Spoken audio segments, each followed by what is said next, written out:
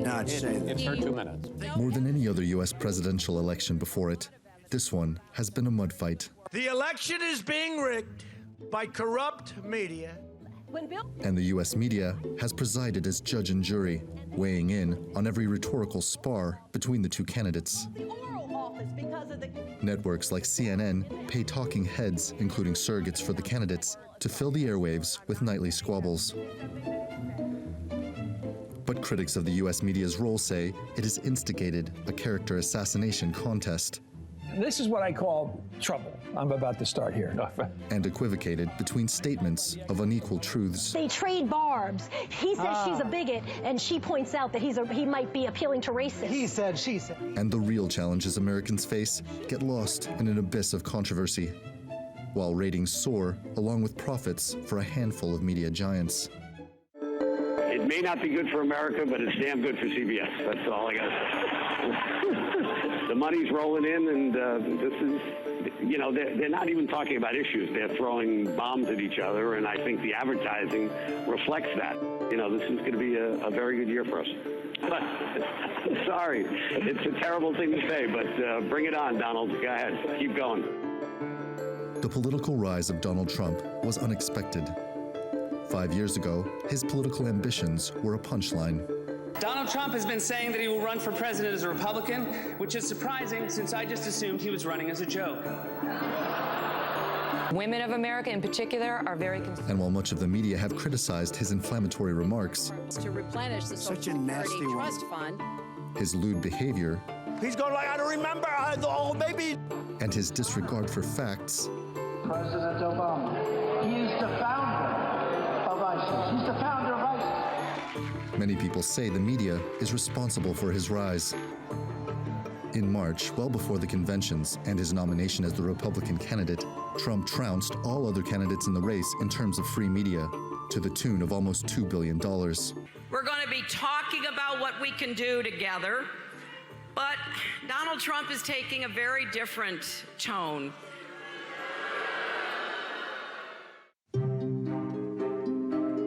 I think the media knows that the public thinks he's entertaining, and if they're broadcasting Trump, people are going to watch and get their viewership up. I think a lot of people find comfort in whatever message they want to find, and they go to that channel. And I think that's the way that they're going towards, because they want more people. They want to attract more people because more people are kind of more distant from it. But in the end, it was just one more plan that didn't work. I shall resign the presidency effective at noon tomorrow. In 1976, following a wave of widely lauded journalism from Vietnam to Watergate, 72% of Americans said they had trust and confidence in the mainstream media. 40 years later, that number has hit an all-time low at 32%. The race for the White House isn't just a choice between two candidates. It's an opportunity to debate and discuss the challenges America faces. But it seems airtime for measured, serious discourse has shrunk, along with competition in the media marketplace. Just 6 companies now control 96% of U.S. media. And many critics say corporate media giants primarily see their audience as consumers, as opposed to citizens, something which has complicated the concept of a free press as a fourth estate. So if viewership drives content, does tawdry spectacle become paramount to an airing of the issues? Is hyperbole prioritized over perspective, and superlatives over alternatives? Randolph Noble, The Newsmakers in Washington. Well, joining me now from Washington, D.C. is Daniel McCarthy. He is editor of The American Conservative. And also from Washington is Sam Husseini. He is the Director of Media and Communications at the Institute of Public Accuracy. Thanks both so much for joining us. Now, apparently you both feel that media coverage hasn't been fair in this election, but you seem to differ at who's been left at a disadvantage. So, Daniel McCarthy, I'll start with you. What has the media done wrong? How has it been unfair? Well, I think the media has simply trivialized the election, and perhaps Sam and I would even agree on some of this. It seems to me that rather than covering the issues, they preferred to cover sort of celebrity kinds of issues. They preferred to cover the candidates' characters in ways that make them sort of figures of fun or figures of controversy, as opposed to spokespersons for serious issues. And it's not just my own view that this has been a problem. A recent Quinnipiac poll, for example, found that 55% of likely voters thought that the media had been biased in favor of Hillary Clinton. Okay, Sam Husseini? I do definitely agree that this election largely represents the triumph of celebrity. I think in large part the media painted Clinton as inevitable, pushing aside Sanders and other challengers. But they also, as your lead segment correctly noted, gave immense amounts of free media as well to Trump, sidelining his challengers, including those who might also have tapped into an anti-establishment perspective that the public seems to crave. Rand Paul, for example, and other candidates on the Republican side. So I think that there's been that kind of overwhelming bias and a trivialization of the facts. I certainly agree about that because, I mean, Trump, there's been a homegrown industry of fact-checking Trump, and a friend of mine, Ali Abunimah, coined the term Trump washing, that in effect a large part of the media say, oh, blame him, he's the crazy one. Don't look at us, don't look at the rest of the establishment. When Trump criticizes something like the Iraq War, what do the media rally around? Oh, you're exaggerating or you're lying about that you were against it from the very beginning. Well, maybe so. I think Trump does fabricate a great deal of information, but it sort of lets the rest of the media and the rest of the establishment off the hook in terms of their own fabrications, distortions. Clinton's own record in terms of foreign policy has gotten incredibly little scrutiny. Okay. But Daniel, I want to go back to something you said. I mean, obviously you think Trump has had a disadvantage because Hillary Clinton has such a relationship with the media. But going back to earlier in the campaign, you know how many people were complaining that Trump was getting billions of dollars in free publicity because he is so entertaining. These media networks see him as a draw. They get the viewers when they put him on. And that publicity came for free. Well, certainly the media was trying to take advantage of Trump as much as possible. He was fantastic for ratings. That was something they were happy to glom onto and exploit. I don't know that it necessarily had much of an effect, however, on the Republican primaries, for the simple reason that so many Republican primary voters really dislike the media.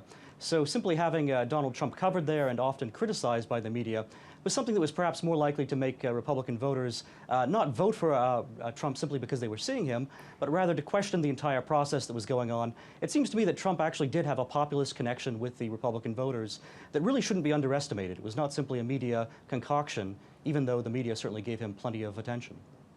Well, Sam, let me ask you then, is it a problem with the media or a problem with the public? Because the media will often argue when they're criticized for doing poor, cheap coverage of these candidates based on, entertainment, basically, that the public is getting what they want, that they have to cater to ratings, and this is what the public is calling for. Is that a fair argument? I don't think it's a fair argument. I think the public can and should be criticized in many ways. But look, I've done a fair amount of work on this very particular point. All of the polls that we're hearing about, these so-called public opinion polls, glaring omission. None of them actually ask the public who they want to be president. They all have the structure of, if the election were held today, which of the following would you vote for? And given our system in the United States of elections, where we don't have things like ranked choice voting and so on, it in effect forces people into their partisan boxes. And that's another level of filter that you see against third-party alternatives. You have the media entering into a basic cartel with this bipartisan commission on presidential debates. They create an appetite for change and will build up somebody like Trump, who, from my perspective, is probably a charlatan, and push aside meaningful alternatives at virtually every turn. I think that is the deep structural problem that we're seeing here. Okay, Daniel, go ahead. Well, it seems to me that Trump has actually sort of defied that analysis a little bit. that in fact Trump is a political outsider. He's someone who has shaken up Washington, D.C., someone who certainly has shocked and shaken up the Republican establishment. So even within the system that we have, I think Sam is quite right that there are limitations, there are filters that are placed on things.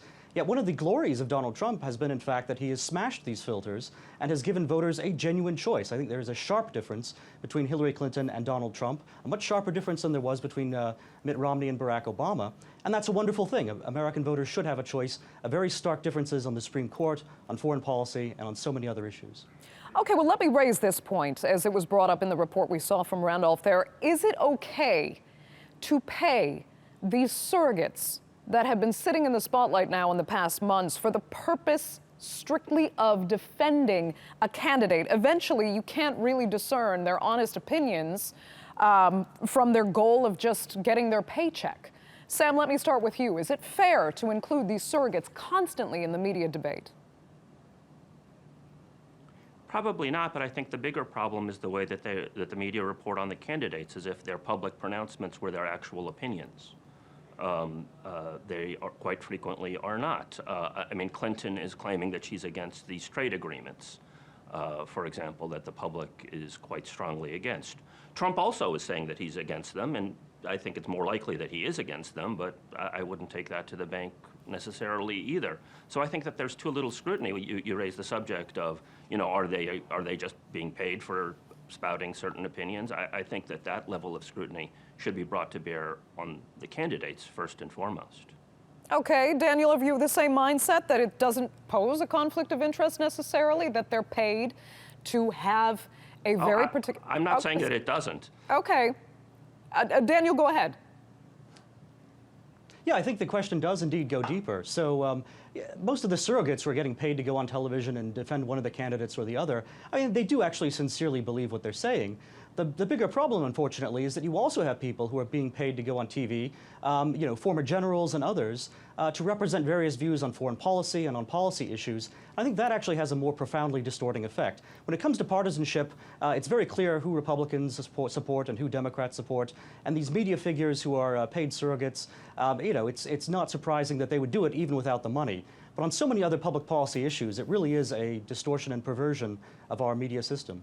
I thought Daniel was saying that there was a war in the Republican Party a bit ago, that it's clear who Republicans are supporting, but you were saying that the Republican Party has been totally shaken up here by Trump. So maybe it's not so clear who Republicans Well, it has support. been. The Republican establishment has been shaken up by Trump. So it's not that the Republican Party's base has had that much of a civil war. It's true that Trump has slightly less support, you know, among Republicans in general now that he's the nominee than some of the past nominees have had. But in fact, it's, you know, most Republican voters, most grassroots voters are supporting Trump. And I expect come Election Day, even some of the gulf that you see between Trump's numbers right now and those of past nominees will shrink. No, what Trump has done is, in fact, to shake up the connection between the establishment and the grassroots. Basically, Trump has shown that the Republican Party's leadership class had no real support among its voters.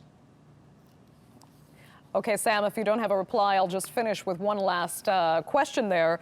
I mean, tell us, Sam, what you think the media could actually do then to be fairer to both the candidates and to the public in the election campaigns. They can start asking the public what they want affirmatively on various issues. They can start giving reasonable treatment to so-called third parties. They can start covering the facts and scrutinizing the policy positions of the candidates. Clinton in the recent WikiLeaks was quoted as saying you need a public position and you need a private position. That has been evident for some time, and the media do a very poor job of discerning between public and private positions, in effect pulling a boondoggle on virtually every issue upon the American public. Okay, Daniel, your final thoughts on that?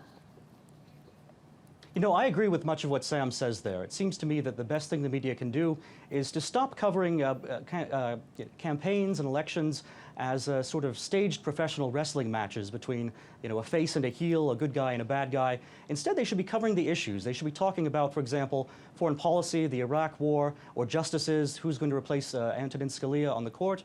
And they should be talking about these without, you know, framing it always as one candidate versus another, and rather framing it as what the American people actually want to see in terms of policy and how the candidates match up with their differences and how the voters would choose between them. Okay, Daniel McCarthy and Sam Hussein, we're going to leave it there. Thanks so much both for joining us on the Newsmakers.